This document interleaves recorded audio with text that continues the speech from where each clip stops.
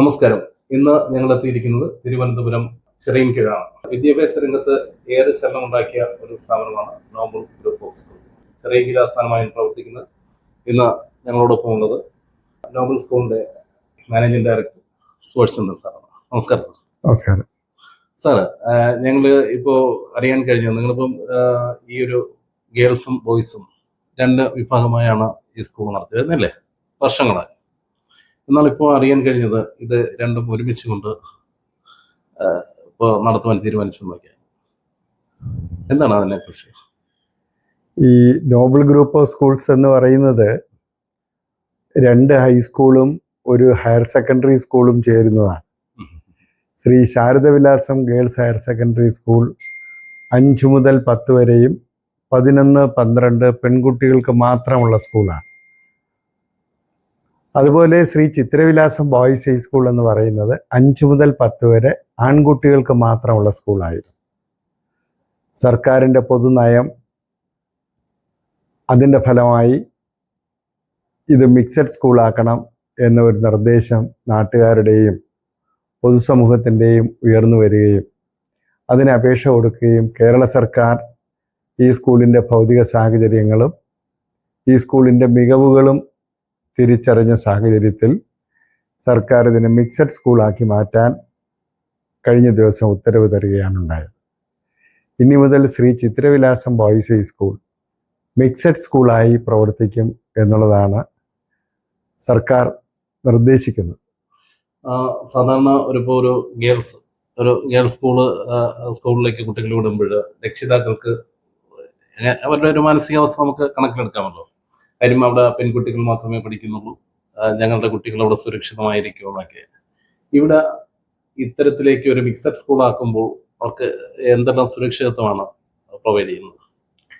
5, 6, 7, 8, 9, 10 ക്ലാസ്സുകളിൽ മിക്സഡായി പഠിക്കേണ്ടതിൻ്റെ ആവശ്യകതയെക്കുറിച്ച് നിരവധി ആരോഗ്യ വിദഗ്ധരും മനഃശാസ്ത്രജ്ഞന്മാരും ഒക്കെ തന്നെ നിർദ്ദേശിക്കുകയും വിദ്യാർത്ഥികളിൽ സ്ത്രീ പുരുഷ മേധാവിത്വങ്ങൾക്കെതിരായിട്ടുള്ള ചിന്തകളൊക്കെ മാറ്റിക്കൊണ്ട് വിദ്യാർത്ഥികളിൽ നല്ല അച്ചടക്കമുള്ള വിദ്യാർത്ഥിനികളായി വളരണമെന്നുണ്ടെങ്കിൽ അവർ ഒരുമിച്ച് തന്നെ പഠിക്കണം എന്നുള്ളതാണ് നമുക്കെല്ലാം കാണാൻ കഴിയുന്ന കാര്യങ്ങൾ. അപ്പോൾ ഒരു തമാശയായിട്ട് എങ്കിലും താങ്കൾ ഇത് യഥാർത്ഥത്തിൽ സ്വീകരിക്കുമെന്നറിയില്ല, എന്തുകൊണ്ടാണ് മുൻകാലങ്ങളിലെല്ലാം ഇതൊരു സെപ്പറേറ്റ് ആയി തിരിച്ചുകൊണ്ട് പഠിപ്പിച്ചു തന്നത്? ഇത് 109 വർഷം പഴക്കമുള്ള ഒരു വിദ്യാലയമാണ്. നമ്മുടെ നാട്ടിൽ മാറി വന്ന സാഹചര്യം, കോവിഡ് മഹാമാരിക്ക് ശേഷം കുട്ടികളിൽ ഉണ്ടായിട്ടുള്ള മാനസിക വളർച്ചയും കുട്ടികൾ പ്രത്യേക സ്വഭാവത്തിലേക്ക് ഈ കാലത്തിൻ്റെ സ്വഭാവ വിഗതികൾക്ക് വിധേയമായി കുട്ടികളിൽ നല്ല മാറ്റം സംഭവിച്ചിരിക്കുന്നു. മുമ്പ് നമ്മുടെ കുട്ടികൾ മൊബൈൽ ഫോൺ ഉപയോഗിക്കാറില്ല, വാട്സാപ്പുകൾ ഉപയോഗിക്കാറില്ല, കുട്ടികൾ ഇൻ്റർനെറ്റിൽ ഉപയോഗിക്കാറില്ല. അങ്ങനെയുള്ളൊരു കാലഘട്ടം മാറി. കോവിഡ് കാലത്ത് വിദ്യാർത്ഥികൾക്ക് പഠിക്കണമെങ്കിൽ നീണ്ട ഒരു വർഷക്കാലം അവർക്ക് ഗൂഗിളിൽ പോയി നെറ്റ് ഉണ്ടെങ്കിൽ മാത്രമേ അതെല്ലാം മനസ്സിലാക്കാൻ കഴിയൂ എന്നൊരു സാഹചര്യം ഉണ്ടായി. തീർച്ചയായും നമ്മുടെ സ്കൂളിൽ തന്നെ 100 കണക്കിന് മൊബൈൽ ഫോണുകളാണ് നല്ലവരായ നാട്ടുകാർ പാവപ്പെട്ട വിദ്യാർത്ഥികൾക്കായി സംഭാവനയായി നൽകി. അതിലൂടെ സാമ്പത്തിക ശേഷിയുള്ള മുഴുവൻ രക്ഷകർത്താക്കളും തൻ്റെ കുട്ടിക്ക് മൊബൈൽ ഫോൺ വാങ്ങിക്കൊടുക്കാൻ നിർബന്ധിതരായി. അതിലൂടെ ഒരുപാട് നല്ല കാര്യങ്ങൾ സംഭവിക്കുകയും കുട്ടികളുടെ സ്വഭാവത്തിൽ നല്ല മാറ്റങ്ങൾ സംഭവിക്കുകയൊക്കെ ചെയ്തു. ആ മാറ്റങ്ങളുടെയൊക്കെ ഫലമായി വിദ്യാർത്ഥിനികളിൽ ഉണ്ടായ ചേഞ്ച് പൊതുസമൂഹം കാണും. അതിനർത്ഥം കേരളത്തിലെ വിദ്യാർത്ഥികളാകമാനം തൻ്റെ പഠനകാലത്ത് ബാല്യകാലം തൊട്ട് ഒരു കൗമാരപ്രായം വരെയെങ്കിലും സ്കൂളുകളിൽ പഠിക്കുന്ന വിദ്യാർത്ഥിനികൾ ഒരുമിച്ച് പഠിക്കുന്നത് അവരിൽ മറ്റ് വിദ്വേഷങ്ങളൊന്നും ഉണ്ടാകാതെ പരസ്പര സ്നേഹത്തോടെയും സഹകരണത്തോടെയും കുട്ടികൾക്ക് പഠിക്കാനും ആ പഠനത്തിൽ ഊർജ്ജസ്വലരായി മാറാനുമൊക്കെ മിക്സഡ് സ്കൂൾ സംവിധാനങ്ങളാണ് നല്ലത് എന്ന് കാലം തെളിയിക്കപ്പെട്ടിരിക്കുന്നു. അത് തിരിച്ചറിഞ്ഞുകൊണ്ടാണ് ഈ സ്കൂളിനെ ഞങ്ങൾ മിക്സഡ് സ്കൂളാക്കാൻ ഗവൺമെൻറ്റിനോട് ആവശ്യപ്പെടുകയും ഗവൺമെൻറ് തീരുമാനപ്രകാരം മിക്സഡ് സ്കൂൾ ആവുകയും ചെയ്തു കഴിഞ്ഞു. ഇനി പറയാനുള്ളത് കാര്യം, നമ്മുടെ ജില്ലയിൽ തന്നെ നിരവധി സ്കൂളുകൾ, അത് എയ്ഡഡും അൺഎയ്ഡഡുമായിട്ടുള്ള നിരവധി സ്കൂളുകളിൽ പോയിട്ടുണ്ട്. പക്ഷേ അവിടങ്ങളിലൊന്നും ഇല്ലാത്ത, ഞങ്ങൾ പറയുന്നതാണ്, എയ്ഡഡും അൺഎയ്ഡഡുമായിട്ടുള്ള നിരവധി സ്കൂളുകളിൽ പോയിട്ടുണ്ട്. പക്ഷേ ഈ സ്കൂളിൽ വരുമ്പോൾ നിരവധി ഫെസിലിറ്റീസുകൾ, കാര്യം നമുക്ക് പോലും അത് കൃത്യമായി മുഴുവൻ പറയാൻ കഴിയുന്നില്ല. സ്വിമ്മിംഗ് പൂളും അടക്കം ഉള്ള സംവിധാനങ്ങൾ, അത് മറ്റു സ്കൂളുകളിൽ ഞാൻ അങ്ങനെ അധികം കണ്ടിട്ടില്ല. ഉണ്ടോ എന്നറിയില്ല. എങ്ങനെയാണ്, എന്തൊക്കെ ഫെസിലിറ്റിയാണ് അവിടെ ഉള്ളത്? ഇവിടെ ഏകദേശം 4000-ഓളം വിദ്യാർത്ഥിനികൾ പഠിക്കുന്ന ഒരു സ്കൂളാണ്. ഈ സ്കൂളിനെ സംബന്ധിച്ചിടത്തോളം കഴിഞ്ഞ വർഷവും ഒരു വിദ്യാർത്ഥി ഒരു ജലാശയത്തിൽ വീണ് മരണപ്പെടുകയുണ്ടായി. ഞങ്ങൾ മാനേജ്മെൻറ്റും ഇവിടുത്തെ നാട്ടുകാരും രാഷ്ട്രീയ സാമൂഹിക സാംസ്കാരിക രംഗങ്ങളിൽ പ്രവർത്തിക്കുന്നവരുടെയും കൂട്ടായ്മയോടെ ഒരു പൊതു തീരുമാനമെടുത്തു.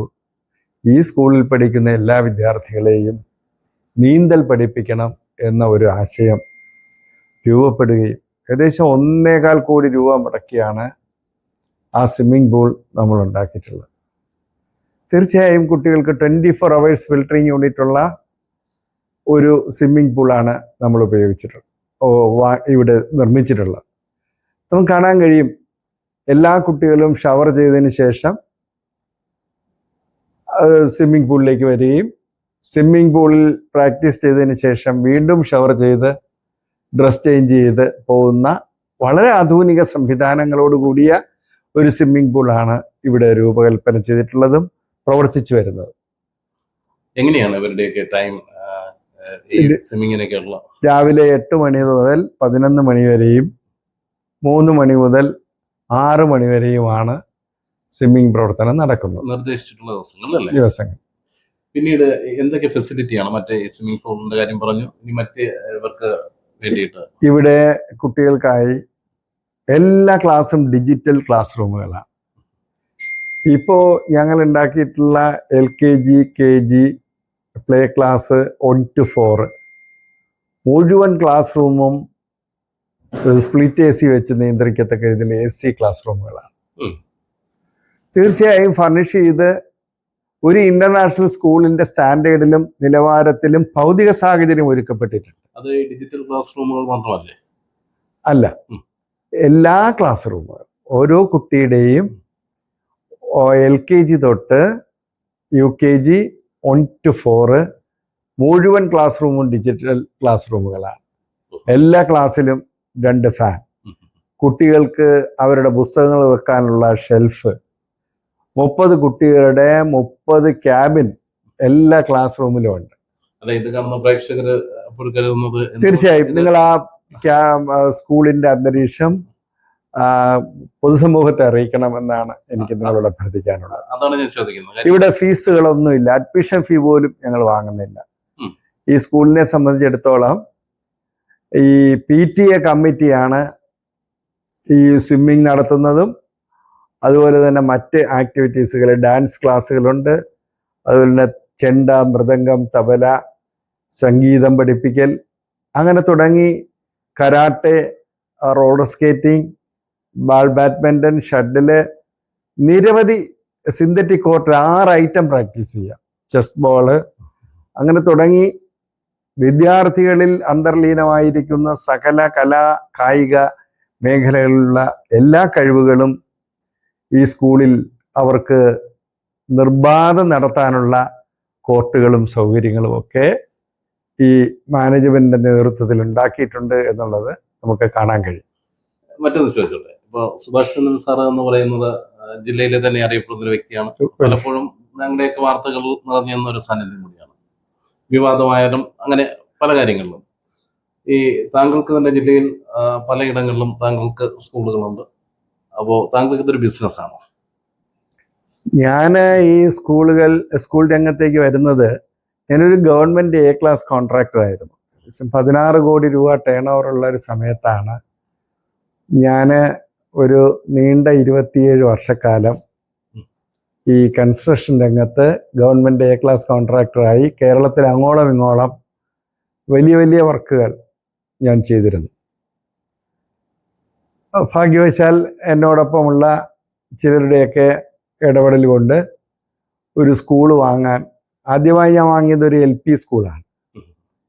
അതിനുശേഷം നിരവധി സ്കൂളുകൾ വാങ്ങാനും അവിടെയെല്ലാം ഞാൻ വാങ്ങുന്ന അവസ്ഥയിൽ നിന്ന് ഒരുപാട് മുന്നിലേക്ക് കൊണ്ടുവരാൻ കഴിഞ്ഞിട്ടുണ്ട്. ഇതിൽ ഒരു സ്കൂൾ മാത്രമാണ് എനിക്കതിൽ തൃപ്തികരമായി കൊണ്ടുവരാൻ കഴിയാത്തത്.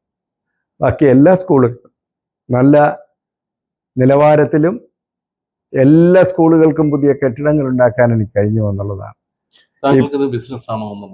ഒരിക്കലും അല്ല.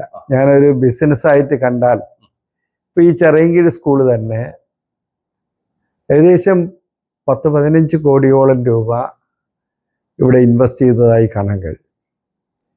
ഇതെല്ലാം മറ്റേത് ബിസിനസ്സാണ് എന്ന് അങ്ങ് ചോദിച്ചപ്പോഴും ഇത് ബാങ്കിൽ കൊണ്ടിട്ടാൽ തന്നെ നല്ല എമൗണ്ട് മന്ത്ലി ഇൻട്രസ്റ്റ് കിട്ടും. ഒരിക്കലും ഒരു ബിസിനസ് അല്ല, ഒരു പൊതു നന്മ ഉദ്ദേശിച്ച് നാടിൻ്റെ നന്മയ്ക്ക് വേണ്ടി. വിശേഷ ഞാൻ ഒരു ദേവീഭക്തനാണ്. ഞാൻ ഈ ക്ഷേത്രത്തിൽ വന്ന് തൊഴുതിട്ട് സ്കൂളിലേക്ക് കയറുകയും സ്കൂളിൻ്റെ നന്മയ്ക്ക് വേണ്ടി കഴിഞ്ഞ ഈ സ്കൂൾ വാങ്ങുന്നതിന് മുമ്പ് 30 വർഷക്കാലം നിരന്തരമായി ഈ ശാർക്കര ദേവീക്ഷേത്രത്തിൽ വന്ന് ദർശനം നടത്തുന്ന ഒരാളായിരുന്നു. തീർച്ചയായും ചിറയൻകീഴുമായി അത്രയധികം ആത്മബന്ധമുള്ള ഒരാളെന്ന നിലയിൽ ദൈവനിയോഗത്താലാണ് ഈ സ്കൂളിൻ്റെ മാനേജരാകാൻ എനിക്ക് അവസരം തന്നത്.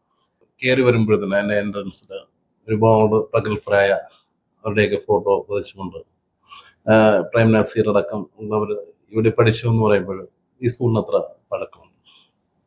ഇവിടെ 1917 ഈ സ്കൂള് തുടങ്ങിയതായി നമുക്ക് കാണാൻ കഴിയുക. ഇവിടെ പഠിച്ച പ്രഗത്ഭരായിട്ടുള്ള പത്മശ്രീ പ്രേം നസീർ, ഭരത് ഗോപി, ജി ശങ്കരപ്പിള്ള, ജസ്റ്റിസ് ശ്രീദേവി, ശ്രീ ആനത്തലവട്ടം ആനന്ദൻ, അതുപോലെ KP ബ്രഹ്മാനന്ദൻ, ഒരുപാട് പ്രഗത്ഭരായിട്ടുള്ളവർ പഠിച്ച ഒരു വിദ്യാലയമാണ്. ആ വിദ്യാലയത്തെ സംരക്ഷിക്കുക, ആ വിദ്യാലയം നാടിന് അഭിമാനമായി ഉയർത്തിക്കൊണ്ടുവരിക, വിശിഷ്യ ശാർക്കര ദേവീക്ഷേത്രത്തിലെ ദേവി നോക്കിക്കൊണ്ടിരിക്കുന്ന ഒരു വിദ്യാലയം. ആ വിദ്യാലയത്തിന് പൂർണ്ണമായും അഭിവൃദ്ധി ഉണ്ടാകേണ്ടത് ദൈവനിയോഗത്താൽ മാനേജർ നിലയിൽ എന്നിൽ നിക്ഷിപ്തമായി എന്ന വിശ്വാസ പ്രമാണത്തിൻ്റെ അടിസ്ഥാനത്തിൽ വളരെ ആത്മാർത്ഥമായി ഇവിടെ വരുന്ന കുട്ടികളെ പഠിപ്പിക്കാനും അവർക്ക് ഫുഡ് കൊടുക്കുന്നതിന് വേണ്ടി കിച്ചൺ ഉണ്ടാക്കിയിരിക്കുന്നത് ഫിൻലാൻഡ് മോഡലിലാണ്. നമ്മുടെ നാട്ടിലെ കുട്ടികൾ ആഹാരം ഉണ്ടാക്കുന്നത് എങ്ങനെയെന്ന് നേരിൽ കണ്ടുകൊണ്ട് അവർ ഭക്ഷണം കഴിച്ച് അവർ കൈ കഴുകി അവർക്ക് പുറത്തു പോകാനുള്ള ആധുനിക സംവിധാനം ലോകരാജ്യങ്ങളിൽ ഫിൻലാൻഡ് പോലുള്ള രാജ്യങ്ങളിലാണ് ഏറ്റവും നല്ല ഫുഡ് സർവ് ചെയ്യുന്നത്. അതുപോലെ തന്നെ സൗകര്യങ്ങൾ ഒരുക്കപ്പെട്ടിട്ടുള്ളത്. അതൊരു മാതൃക എന്നോണം ഇപ്പോൾ കേരള സർക്കാർ മുഖ്യമന്ത്രിയും വിദ്യാഭ്യാസ മന്ത്രിയും ഒക്കെ ഫിൻലാൻഡ് സന്ദർശിക്കുകയുണ്ടായി. അതിനുശേഷം കേരളത്തിൽ ഫിൻലാൻഡ് മോഡൽ വിദ്യാഭ്യാസം നടപ്പിലാക്കാനുള്ള പരിശ്രമം ഗവൺമെൻറ്റിൻ്റെ ഭാഗത്ത് നടന്നു വരികയാണ്. ലക്ഷക്കണക്കിന് കോടി രൂപയാണ് അതിന് ചെലവ് പ്രതീക്ഷിക്കുന്നത്. അതിന് കേരളത്തിലെ സമ്പദ്ഘടന ശരിയാകുമെങ്കിൽ തീർച്ചയായും ഗവൺമെൻറ് അത് ഏറ്റെടുക്കുമെന്നാണ് ഞങ്ങൾ പ്രതീക്ഷിക്കുന്നത്. ഞാൻ ഒരു കാര്യം കൂടി ചോദിക്കാൻ ആഗ്രഹിക്കുന്നതെന്ന് പറയുന്നത്, ഞാൻ നേരത്തെ ഒരു കാര്യം പറഞ്ഞു കാര്യം നമ്മൾ ജില്ലയിൽ തന്നെ അൺഎയ്ഡഡും എയ്ഡഡുമായ പല വിദ്യാഭ്യാസ സ്ഥാപനങ്ങളും സന്ദർശിച്ചിട്ടുണ്ട് വാർത്തയുമായി ബന്ധപ്പെട്ട്. പക്ഷേ ഒരുപക്ഷെ അവിടെ നിന്നൊക്കെ വേറെ വ്യത്യസ്തമാണ് ഈ സ്കൂൾ. ഇവിടെ ഗവൺമെന്റിന്റെ ശ്രദ്ധയിൽ ഈ സ്കൂൾ പെട്ടിട്ടുണ്ടോ എപ്പോഴെങ്കിലും? തീർച്ചയായും. ബഹുമാനായ വിദ്യാഭ്യാസ മന്ത്രി, അദ്ദേഹം വിദ്യാഭ്യാസ മന്ത്രി ആയതിനു ശേഷം 2 ദിവസം ഈ സ്കൂൾ സന്ദർശിക്കുകയുണ്ടായി. ഒരു ദിവസം ഈ സ്കൂളിൻ്റെ ഇപ്പോൾ നമ്മളിരിക്കുന്ന ഈ ബിൽഡിംഗ് ഉദ്ഘാടനം ചെയ്യുന്നതിന് വേണ്ടി കഴിഞ്ഞ ജനുവരി മാസം 18-ാം തീയതി ഈ സ്കൂളിൽ വന്ന് ഉദ്ഘാടനം നിർവഹിച്ചു. കഴിഞ്ഞ 2024 മാർച്ച് 31-ന് 3 മണിക്കൂർ സമയം അദ്ദേഹം ഒരു പരിപാടിയിലും പങ്കെടുക്കാതെ ഈ സ്കൂളിൻ്റെ മികവ് കാണുന്നതിന് വേണ്ടി ഈ സ്കൂൾ സന്ദർശിക്കുകയുണ്ടായി. ഇവിടുത്തെ പ്രവർത്തനങ്ങൾ അദ്ദേഹം വിലയിരുത്തുകയുണ്ടായി. നല്ല ഒരു വിദ്യാഭ്യാസ സ്ഥാപനമാണ് എന്ന് അദ്ദേഹത്തിൻ്റെ നാക്കുകൊണ്ട് പറയുന്ന കേൾക്കാൻ നമുക്ക് അവസരം ലഭിച്ചു. അതൊരു അവാർഡായി ഞങ്ങൾ കാണും. തീർച്ചയായും കേരളത്തിലെ എയ്ഡഡ് മേഖലയിൽ ഏറ്റവും നല്ല ഒരു വിദ്യാഭ്യാസ സ്ഥാപനം നടത്തുന്നു എന്ന് ബഹുമാനപ്പെട്ട കേരളത്തിൻ്റെ വിദ്യാഭ്യാസ മന്ത്രി ഞങ്ങളോട് പറഞ്ഞതിൽ ഞങ്ങൾക്ക് അഭിമാനമുണ്ട്. അദ്ദേഹം നാട്ടുകാരനും കൂടിയാണ്. തീർച്ചയായും അദ്ദേഹം തിരുവനന്തപുരം ജില്ലക്കാരനാണ്, ഈ നാട്ടുകാരനാണ്. ഇവിടെയുള്ള ഈ പരിഷ്കരണങ്ങളൊക്കെ അത് ഗവൺമെന്റിന്റെ നിർദ്ദേശം അനുസരിച്ചാണോ അതോ എങ്ങനെയാണ്? സാറിന്റെ ഒരു ആശയമാണ് എന്താണ്? സർക്കാർ കേരള എഡ്യൂക്കേഷൻ റൂളിൽ പറയുന്ന എല്ലാ വ്യവസ്ഥകളും പാലിച്ചുകൊണ്ടാണ് ഈ സ്കൂൾ നിർമ്മാണം നടത്തിയിട്ടുള്ളത്. ഇവിടെ സർക്കാർ നിയമം അനുസരിച്ച് 3 നിലയിൽ കൂടുതൽ ഒരു നില കൂടി കെട്ടിയാൽ അതിൽ ലിഫ്റ്റ് വേണം. ഇവിടെ 3 ലിഫ്റ്റുകൾ പ്രവർത്തിക്കുന്ന സ്കൂളാണ്. നമ്മുടെ നാട്ടിൽ ഗവൺമെൻറ് സ്കൂളിലായാലും എയ്ഡഡ് സ്കൂളുകളിലായാലും ലിഫ്റ്റ് സൗകര്യങ്ങളൊക്കെ ഉള്ളത്. ഒരുപക്ഷെ നമ്മുടെ ഈ സ്കൂളിന് അതിനെല്ലാം സാധ്യമായി എന്നുള്ളത് നമുക്ക് ഓർക്കാൻ കഴിയും. അതെ, അതൊക്കെയാണ് ഒരുപക്ഷെ ഒരു എങ്ങനെയാണ് മാനേജ്മെന്റ് സ്കൂളാണ് എന്നൊക്കെ പറയുമ്പോൾ നമുക്ക് തന്നെ ഒരു അത്ഭുതം ഉണ്ടാക്കുന്ന തരത്തിലേക്കുള്ള ഒരു വളർച്ച അത് തന്നെയാണ്. പിന്നീട് പറയാനുള്ളത്, നമ്മൾ കയറി വരുന്ന ഓരോ മുറികളിലും കാര്യം മൊമെന്റോകൾ ഇങ്ങനെ ഇതൊക്കെ കാണുമ്പോൾ ആരും ചുമ്മാ തരുന്നതല്ലല്ലോ. അങ്ങനെയാണ് നമുക്ക് മനസ്സിലാവുന്നത്. ഈ സ്കൂള് ഗിന്നസ് വേൾഡ് റെക്കോർഡ് നേടിയിട്ടുണ്ട്. എന്തിനാണ്? ഹാൻഡ് ഷേക്ക് റിലേ എന്നൊരു പ്രോജക്റ്റ് ബ്രിട്ടനിലൊരു സ്കൂളാണ് 1500 വിദ്യാർത്ഥികളെ ഉപയോഗിച്ച് മാനവ മൈത്രിക്ക് വേണ്ടിയിട്ടുള്ള ഒരു ഹാൻഡ് ഷേക്ക് റിലേ എന്നൊരു പ്രോഗ്രാം ചെയ്യുകയും ഗിന്നസ് വേൾഡ് റെക്കോർഡ് നേടിയിരുന്നു. പക്ഷെ അത് 2017 ഈ സ്കൂളിലെ വിദ്യാർത്ഥികൾ 1730 വിദ്യാർത്ഥികൾ പങ്കെടുത്തുകൊണ്ട് ആ ഗിന്നസ് വേൾഡ് റെക്കോർഡ് നമ്മൾ നേടി. കേരളത്തിന് അഭിമാനമായി. കേരളത്തിലെ ആദ്യത്തെ എയ്ഡഡ് പൊതുവിദ്യാഭ്യാസ രംഗത്ത് ഗവൺമെൻറ് സ്കൂളുകളും എയ്ഡഡ് സ്കൂളുകളും പരിശോധിച്ചാൽ കേരളത്തിൽ ആദ്യമായി ഗിന്നസ് വേൾഡ് റെക്കോർഡ് നേടിയ സ്കൂള് ഈ നോബൽ ഗ്രൂപ്പ് ഓഫ് സ്കൂൾസാണ്. അഭിമാനത്തോടുകൂടി ഞങ്ങൾ പറയും. ഇനി കാര്യം ഇതിനെക്കുറിച്ച് എത്ര ചോദിച്ചാലും മതിയാവില്ല. നമ്മളൊരു കൗതുകത്തിന് ചോദിച്ചു തുടങ്ങി, സാറ് ചോദിക്കുന്നതിനെല്ലാം മറുപടി പറയുന്നു. നമുക്ക് സമയപരിമിതി ഉണ്ടല്ലോ. ഇവിടെ കഴിഞ്ഞ 3 വർഷമായി 100% റിസൾട്ട് എടുക്കുന്ന ഒരു വിദ്യാലയമാണ്. ഇവിടെ ഞാൻ വന്നതിന് ശേഷം വളരെ പരിശ്രമം നടത്തി NCC എയർ വിങ് സ്ഥാപിക്കാൻ കഴിഞ്ഞു. SPC ഗേൾസ് ഹൈ സ്കൂളിൽ SPC അനുവദിക്കാൻ കഴിഞ്ഞു. NCC ഉണ്ട്, SPC ഉണ്ട്, ബോയ്സ് ഹൈ സ്കൂളിലും SPC ഉണ്ട്. അങ്ങനെ ഏകദേശം 2 ബാച്ച് SPC ഇവിടെ പ്രവർത്തിക്കുന്നുണ്ട്. അതുപോലെ തന്നെ കേരളത്തിൽ മറ്റൊരു സ്കൂളിലും ഇല്ലാത്ത 3ാം ക്ലാസ്സിലെ കുട്ടികൾക്ക് കുട്ടി പോലീസ് പദ്ധതി ഞങ്ങൾ ആരംഭിച്ചിട്ടുണ്ട്. 40ഓളം കുട്ടികൾ വളരെ മിടുക്കന്മാരായി 3ാം ക്ലാസ് മുതൽ കേരളത്തിലെ നിയമങ്ങൾ, ഇന്ത്യയിലെ നിയമങ്ങൾ, ഇന്ത്യൻ ഭരണഘടന ഇതെല്ലാം പഠിക്കുന്ന വിദ്യാർത്ഥികളായി 3ാം ക്ലാസ്സിലെ കൊച്ചു കുട്ടികളെ ഞങ്ങൾ കുട്ടി പോലീസാക്കി മാറ്റിക്കൊണ്ട് അതിൽ ചേരുന്നതിന് വേണ്ടി ഈ സ്കൂളിൽ നാട്ടിലെ ഒരുപാട് കുട്ടികൾ ഇവിടെ എത്തിച്ചേരാറുണ്ട്. അങ്ങനെ ഈ സ്കൂള് വെറും 5 ഡിവിഷനുകൾ മാത്രം നിലനിർത്തിക്കൊണ്ട് മുന്നോട്ട് പോകാൻ ഉദ്ദേശിക്കുന്ന ഒരു വിദ്യാലയമാണ്. മറ്റൊന്നുകൂടെ ചോദിച്ചോട്ടെ. കാര്യം ഞാൻ നേരത്തെ പറഞ്ഞത് സമയദൈർഘ്യം വളരെ പ്രധാനമാണ് പ്രോഗ്രാമുകൾക്ക്.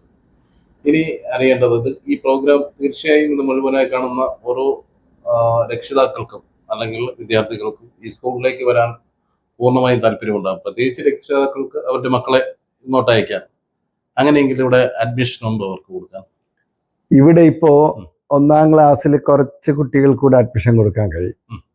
പക്ഷെ ഞങ്ങൾ ഇവിടെ വരുന്ന ഓരോ വിദ്യാർത്ഥിയും അവരിൽ അന്തർലീനമായിരിക്കുന്ന കഴിവുകൾ ഉയർത്തിക്കൊണ്ടുവരുന്നതിനുള്ള ആവശ്യമായ പദ്ധതികൾ ഈ സ്കൂളിലുണ്ട്. എല്ലാ കുട്ടികളെയും കൊണ്ട് ഇംഗ്ലീഷ് സംസാരിപ്പിക്കുക, അതുപോലെ തന്നെ സ്പോർട്സിൻ്റെ മികവിൽ കുട്ടികളെ കൊണ്ടെത്തിക്കുക. ഞാൻ നേരത്തെ പറഞ്ഞ പോലെ കുട്ടി പോലീസ് പദ്ധതിയിലൂടെ കുട്ടികളിൽ നിയമബോധവും അത് അച്ചടക്കവും ഉണ്ടാക്കിയെടുക്കുന്നതിന് വേണ്ടിയുള്ള ഒരു പരിശ്രമം നടത്തിക്കൊണ്ടിരിക്കുകയാണ്. കായിക രംഗത്ത് ഈ സ്കൂൾ എപ്പോഴും മുന്നിലാണ്. സബ് ജില്ലാ കലോത്സവങ്ങളിലും മറ്റുമൊക്കെ മുന്നിലാണ്. ഏറ്റവും പ്രധാനപ്പെട്ടത് കഴിഞ്ഞ 7 വർഷക്കാലത്തിനിടയിൽ സ്പോർട്സിൽ പങ്കെടുത്തതിൻ്റെ പേരിൽ 16 കുട്ടികൾക്ക് സർക്കാർ സർവീസിലേക്ക് ജോലി കിട്ടിയിട്ടുണ്ട് എന്നുള്ളത് കേരളത്തിൽ അഭിമാനിക്കാവുന്ന നേട്ടമാണ് ഈ സ്കൂളിന്. മറ്റൊരു സ്കൂളിനും ലഭിച്ചിട്ടില്ല. ഇന്ന് അവർ 16 പേർ സർവീസിലുണ്ട്. ഇപ്പൊ 3 പേർക്ക് അഡ്വൈസ് ആയിട്ടുണ്ട്. അഡ്വൈസ് ആയ ഒരു അപ്പോയിന്റ്മെന്റ് സ്വീകരിച്ച് ജോയിൻ ചെയ്ത് കഴിഞ്ഞാൽ കൂടുതൽ കുട്ടികൾക്ക് സർക്കാർ സർവീസിൽ ജോലി കിട്ടുന്നു എന്ന് പറയുന്നത് ഈ സ്കൂളിനെ സംബന്ധിച്ചിടത്തോളം, ചെറിയൻകീഴിനെ സംബന്ധിച്ചിടത്തോളം വളരെ സന്തോഷമുള്ള ഒരു കാര്യമാണ്. ഓരോന്ന് ചോദിക്കുമ്പോൾ ഓരോ രക്ഷിതാക്കൾക്കും തോന്നുന്നത് എൻ്റെ മക്കളെ അല്ലെങ്കിൽ എൻ്റെ മകളെ അവിടെ പഠിപ്പിക്കണമെന്ന്. അഡ്മിഷൻ ഉണ്ടോ എന്നുള്ളതാണ് ചോദ്യം. ഇവിടെ ഞങ്ങൾ സംഭാവനകൾ വാങ്ങാറില്ല, അഡ്മിഷൻ ഫീ വാങ്ങാറില്ല. ഇവിടെ വരുന്ന കുട്ടികൾക്ക് അഡ്മിഷൻ കൊടുക്കും. ആ അഡ്മിഷൻ കൊടുക്കുന്ന കുട്ടി അവർ രക്ഷകർത്താക്കളുടെ സപ്പോർട്ടോടുകൂടി വരുന്ന കുട്ടികൾക്ക് പൂർണ്ണമായും ഈ സ്കൂളിൽ നിന്ന് നല്ല വിജയത്തിലേക്ക് കടന്നു പോകാൻ കഴിയും. സപ്പോർട്ട് ഇല്ലാത്ത രക്ഷിതാക്കൾ കുട്ടികളെ അയച്ചാലാണ് നമുക്ക് റിസൾട്ടിലും മറ്റുമൊക്കെ പുറകിലേക്ക് പോകുന്നത്. കഴിഞ്ഞ വർഷം 80 കുട്ടികൾക്ക് A+ വാങ്ങിക്കാൻ കഴിഞ്ഞു. ഈ വർഷം ഞങ്ങൾക്ക് 1200-ൽ 1200 മാർക്ക് വാങ്ങിയ കുട്ടിയെ സൃഷ്ടിക്കാൻ കഴിഞ്ഞു. അതുപോലെ ഏകദേശം 63ഓളം കുട്ടികൾക്ക് ഫുൾ A+ വാങ്ങിക്കാൻ കഴിഞ്ഞു. ഇതെല്ലാം ഈ സ്കൂളിന്റെ മികവാണ്. എത്ര അധ്യാപകരുണ്ട് ഇവിടെ? 133 അധ്യാപകർ വർക്ക് ചെയ്യുന്ന ഒരു സ്കൂളാണ്. മറ്റ് ജീവനക്കാർ ഏകദേശം 50ഓളം ജീവനക്കാർ, 20ഓളം സ്കൂൾ ബസ്സുകൾ, 25ഓളം സ്കൂൾ ബസ്സുകൾ, 5 ബസ് പുറത്തുനിന്ന് വിളിച്ചുകൂടി ഓടുന്നുണ്ട്. പിന്നെ വരുന്ന വഴിയിലെല്ലാം CCTV ക്യാമറകൾ ഏകദേശം 210ഓളം ക്യാമറകൾ എല്ലാ ക്ലാസ്സിലും നിരീക്ഷണ ക്യാമറകളുള്ള ഒരു സ്കൂളാണ്. ഒരു വിദ്യാർത്ഥിയും തെറ്റായ രീതിയിൽ പ്രവർത്തിക്കാതിരിക്കാൻ മാതൃകാപരമായി കുട്ടിയെ സംരക്ഷിക്കുന്നതിന് വേണ്ടിയിട്ട് നമ്മൾ തയ്യാറെടുത്തു. നിങ്ങൾക്കറിയാം, കേരളത്തിൽ ആദ്യം CCTV വയ്ക്കുകയും അത് കേരളമാകെ ചർച്ച ചെയ്യപ്പെടുകയും ഒരു കൊലപാതകിയെ തിരിച്ചറിയാൻ രാത്രി 2 മണിക്ക് നടന്ന കൊലപാതകം കണ്ടുപിടിക്കാനുമൊക്കെ ഞങ്ങളുടെ സ്കൂളിലെ CCTV 2011 നമുക്കതിന് സാധ്യമായിട്ടുണ്ട്. അതിലൂടെയാണ് കേരളത്തിലാകമാനം CCTV വെക്കുന്നതിന് വേണ്ടിയിട്ടുള്ള ഒരു ശ്രമം സ്കൂളുകളിൽ ആരംഭിച്ചതും അതിനും മാതൃകയാവാൻ നോബൽ ഗ്രൂപ്പ് ഓഫ് സ്കൂൾസിന് കഴിഞ്ഞിട്ടുണ്ട്. അതുപോലെ തന്നെ ഫിൻലാൻഡ് മോഡൽ 100ഓളം കുട്ടികൾക്കിരുന്ന് സിനിമ കണ്ടു പഠിക്കാനുള്ള അക്കാഡമിക് തിയേറ്റർ കേരളത്തിൽ ആദ്യം സ്ഥാപിച്ച് ഇപ്പോൾ 2 വർഷമായി അക്കാഡമിക് തിയേറ്റർ പ്രവർത്തിക്കുന്ന സ്കൂളാണിത്. വിഷ്വലൈസ് ചെയ്ത് കുട്ടികളെ പഠിപ്പിക്കാം. സിനിമ കണ്ട് പഠിക്കുന്നത് പോലെ കുട്ടികൾക്ക് തങ്ങളുടെ പാഠഭാഗങ്ങൾ സിനിമയാക്കി കാണിച്ച് പഠിക്കുന്നതിലൂടെ 5 പ്രാവശ്യം ട്യൂഷൻ പഠിക്കുന്നതിനേക്കാൾ ഉപകാരപ്രദമാകും കുട്ടികൾക്ക്. അതുകൊണ്ട് ഒരു വിദ്യാർത്ഥി തൻ്റെ മാർക്ക് സ്കോർ ചെയ്യാനുള്ള അവസരം ഈ സ്കൂളിൽ വന്ന് പഠിക്കുന്നതിലൂടെ ഒരുപാട് മുന്നിലേക്കാണ് എന്ന് നമുക്ക് കാണാൻ കഴിയും. ഇതൊക്കെയാണ് ഈ സ്കൂളിൻ്റെ പ്രത്യേകത. ഇനി എന്ത് ചോദിക്കാം, കാര്യം ഇതുപോലെ സ്കൂള് നമ്മളാരും കണ്ടിട്ടില്ല എന്ന് തന്നെ പറയേണ്ടി വരും. കാര്യം നമ്മളാരും കണ്ടിട്ടുമല്ല, ഇതുപോലെ സ്കൂളിൽ പഠിച്ചിട്ടുമല്ല. അപ്പോൾ ഇനി അഡ്മിഷൻ്റെ കാര്യം പറഞ്ഞില്ല. എന്തായാലും തീർച്ചയായും ഈ ഒരു പ്രോഗ്രാം അല്ലെങ്കിൽ ഈ ഒരു പ്രോഗ്രാം നമ്മൾ ടെലികാസ്റ്റ് ചെയ്യുമ്പോൾ കൂടെ ഈ ഒരു സ്കൂളുമായി ബന്ധപ്പെടാനുള്ള നമ്പർ കൂടി ചേർക്കും. തീർച്ചയായും. കാര്യം രക്ഷിതാക്കൾക്ക് തൻ്റെ മക്കളെ ഇവിടെ പഠിപ്പിക്കാൻ താല്പര്യമുണ്ടെങ്കിൽ ഒരു എൻക്വയറിക്ക് വേണ്ടിയിട്ട് തീർച്ചയായും അഡ്മിഷൻ അന്വേഷിക്കുക അല്ലേ? അവരിപ്പോ പ്രോഗ്രാം നടക്കുമ്പോൾ ഓരോ ദിവസവും അഡ്മിഷൻ വരുന്നുണ്ടല്ലേ? അഡ്മിഷൻ വരുന്നു. ഇന്നും ഏകദേശം 18ഓളം അഡ്മിഷൻ നടന്ന ദിവസമാണ്. എല്ലാ ദിവസവും ഇവിടെ അഡ്മിഷൻ നടക്കുന്നു. ഞങ്ങൾ 4000 കുട്ടികളിൽ വെച്ച് ഈ അഡ്മിഷൻ ക്ലോസ് ചെയ്യാനാണ് തീരുമാനിച്ചിരിക്കുന്നത്. വരുന്ന എല്ലാ അഡ്മിഷനും എടുക്കില്ല, മാനദണ്ഡങ്ങളുണ്ടല്ലേ? അല്ല, എല്ലാ അഡ്മിഷനും എടുക്കും. പാവപ്പെട്ടവരെന്നോ പണക്കാരെന്നോ മാർക്ക് കുറഞ്ഞവരെന്നോ കൂടിയവരെന്നോ ഇല്ല. നോബൽ സ്കൂളിലേക്ക് കടന്നു വരുന്ന കുട്ടി നല്ല ഭൗതിക സാഹചര്യത്താൽ നല്ല മാർക്കോടുകൂടി പാസ്സാകുന്നതിന് വേണ്ടിയിട്ടുള്ള ഒരു സപ്പോർട്ടാണ് ഈ സ്കൂൾ കൊടുത്തുകൊണ്ടിരിക്കുന്നത്.